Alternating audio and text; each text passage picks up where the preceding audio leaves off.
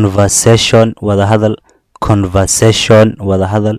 lesson 1 cashir koowaad, lesson 1 cashir koowaad. general question su'aalo guud. general waa wax guud, questions waa su'aalo. general question su'aalo guud and answers iyo jawaabo, and answers iyo jawaabo. ayaa su'aasha ku hormaray wuxuu leeyahay why sabab are you adigu learning aad u baranaysaa englishka. why are you learning English? sabab aa Englishka u baranaysid ama maxaa Englishka u baranaysaa. b wuxuu ku jawaabay to improve saa u kobciyo ama u horumariyo ama kor aan ugu qaado communication isgaarsiinteeda ama xiriirkayga dadka xiriirta aan la xiriiro ama isgaarsiinta dadka aan la sameeyo si aan kor ugu qaado. marka waxay noqonaysaa to improve saa aan u horumariyo communication isgaarsiinta. to improve si aan u horumariyo communication isgaarsiinta.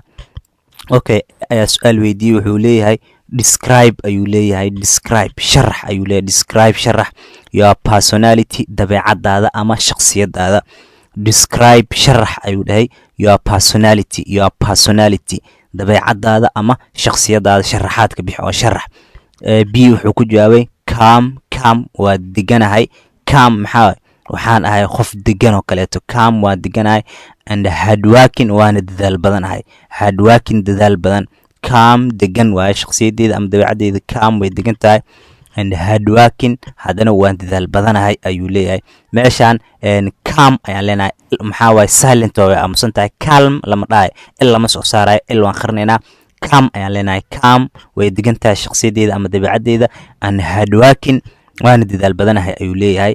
ayaa su'aal weydiiyay wuxuu leeyahay what challenges caqabada noocee do you face ayaad wajahdaa in Englishka yani barashadiisa ama markaa ku guda jirtid Englishka ama markaa Englishka baranaysid. wuxuu leeyahay what challenges caqabada do you face ayaa wajahdaa in Englishka. okay b wuxuu ku jawaabay pronunciation maxaa waaye ku dhawaaqida and vocabulary iyo ereyaha cusub. vocabulary waa ereya cusub, ereya yani oo aanan garanayn ayaa ku dhex jira ayuu leeyahay Englishka. wax igu cusub unbaa mar walba arki. kuwaas ayaa ka mid ah caqabadaha aan wajaho. pronunciation ku dhawaaqida yani erey qaarkood markaan ku dhawaaqay waa igu adkaataa oo kale and vocabulary iyo ereyaha cusub oo kale ama markaan arko waa igu adkaadaan macnahooda inaan fahmo kale. ayda isku soo dudu waxay noqonaysaa pronunciation ku dhawaaqida and vocabulary iyo ereyaha cusub ayay noqonaysaa. okay su'aalka la weydiiyay wuxuu dhahay how do you improve sidee u horumarisaa ama sidee u kobcisaa your Englishkaaga. how sidee do you adiga improve u horumarisaa your Englishkaaga. how do you improve your Englishkaaga sidee u horumarisaa.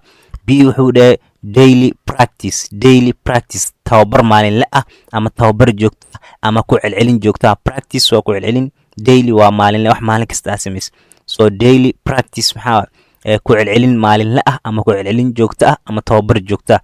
so aan dhahno ku celcelin maalinle ah. practice waa ku celcelin, daily waa maalinle ama joogto. so ku celcelin joogto ah ama ku celcelin maalinle ah aan dhahno. okay wuxuu leeyahay what is muxuu yahay success guusha to you adiga ahaantaada. what is success to you guusha adigu maxay kula tahay ayuu leeyahay.